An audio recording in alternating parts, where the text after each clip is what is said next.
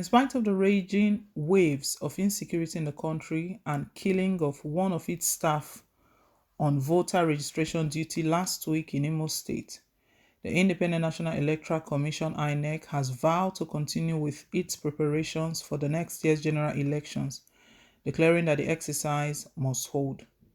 INEC Chairman Professor Mahmood Yakubu disclosed yesterday in Abuja at the official presentation of the INEC Strategic Plan 2022 to 2026 and the INEC Election Project Plan for the 2023 general election. The election umpire spoke as President Muhammadu Buhari expressed sadness over the persistent insecurity in the country, which the nation's security agencies have been unable to end, according to the National Security Advisor, Major General Babagana Mongono, retired. The president, who was not happy that his previous directives to the military to end insecurity in the country had not yielded many results, further directed all operational and intelligence agencies to rescue unhurt or kidnapped persons by terrorists, including those in the Abuja-Kaduna-bound train. Briefing State House correspondents after a 3.5 hours meeting of the National Security Council presided over by President at the Presidential Villa, Abuja. The NSA said Buhari cannot be happy when people are being killed on a daily basis. The INEC boss said the strategic plan 2022 to 2026 and the 2023 election project plan drew lessons from and thoroughly reviewed the level of implementation of the last plans. They build on the successes of the preceding plans, especially in the planning and conduct of the 2019 general elections, as well as off-cycle and by-elections, against the backdrop of the impact of the COVID-19 pandemic and the current security situation in the country. Both plans had to prioritize the institutionalization of the Commission's processes for the effective delivery of its mandate by focusing on capacity building, promotion of professionalism, encouraging greater synergy among departments, improving efficient utilization of resources, increased deployment of technology, as well as greater sensitivity to threats to the electoral process, as well as election personnel and infrastructure. We are also aware of the security challenges and their impact on the electoral processes. We will continue to engage early and intensely with the security agencies to ensure that the safety of our personnel and materials, accredited observers, and the media, and above all, the voters. Clearly, these are challenging times, but we are determined that the election must hold in 2023. However, this is a shared responsibility. INEC plays a critical role, but the Commission alone cannot deliver the election we all desire. I therefore appeal to all Nigerians to join hands with us in ensuring that we make a success of the process, Yakubu pleaded. He said by next week, the Commission will conclude the revision of the regulations and guidelines for the conduct of elections to comply with the provisions of the Electoral Act 2022. Work has also commenced on the review of the manuals for the training of election duty personnel. With the planning process is virtually completed, the Commission will now focus its attention on election technology and election administration.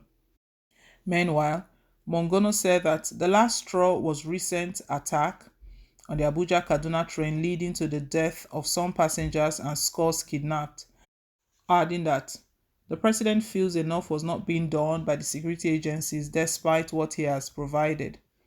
He continued, "We've just concluded a sitting at the National Security Council, a 3.5 hours meeting which was presided over by the President, Commander-in-Chief of the Armed Forces. This meeting is the first for 2022 and the meeting deliberated on several issues at the strategic and operational levels as well as other issues that are broader."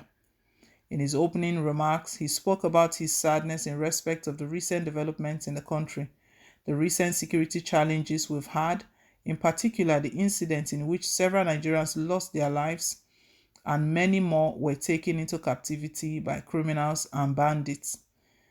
If 10 times something happens, 10 times he will be unhappy. And as the leader of this country, the father of the nation, he has to express his displeasure.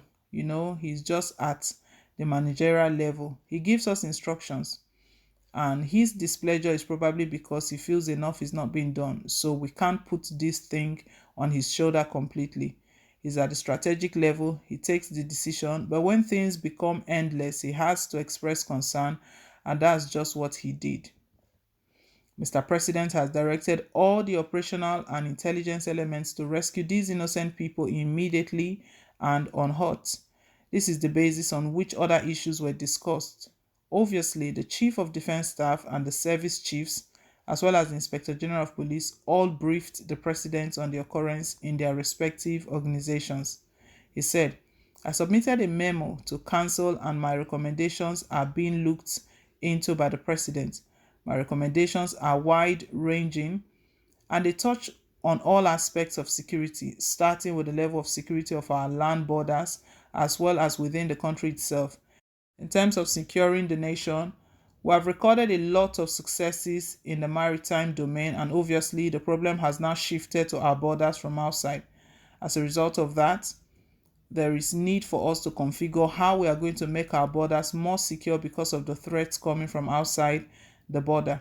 He also said that the surrendering of Boko Haram elements, especially in the northeast, has not engendered the desired result in the stemming insurgency in the country, as the threat has shifted to the northwest and north central.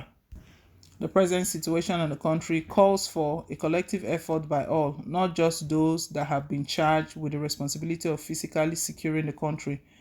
The most important thing for us now is the acquisition of intelligence, and the type of intelligence that is needed is human intelligence, and I need to make it very clear. I've been very honest, unless the wider society, right down to the local government, are willing to give the type of information that is needed to block the activities of these criminals, the situation will continue to linger beyond whatever time frame we're looking at towards ending this problem. On alleged sabotage within the ranks of the military agencies in the fight against terrorism, he said the possibility of having rogue elements could not be ruled out. Asked whether he would draw a correlation between the threats from the borders and the level of insecurity in the country, and whether there is any suggestion that foreigners may have been responsible for the insecurity in the country, the NSA said, obviously we have very extensive borders, and I'm not going to deceive anyone. All of us know that we have problems of infiltration by virtue of the fact that we have a very large economy. It attracts a lot of people from outside, and they come in illegally, not just through the land borders, but also through the maritime waters. Of course, in the case of the maritime borders, most of the things needed have been done in the last 1 year to secure the maritime domain, up to the point that the International Maritime Bureau has acknowledged the fact that in 27 years, our maritime borders have not been as secured and peaceful as they were in the last 1 year. So we want to see how we can replicate that type of effort in the maritime domain on our land borders.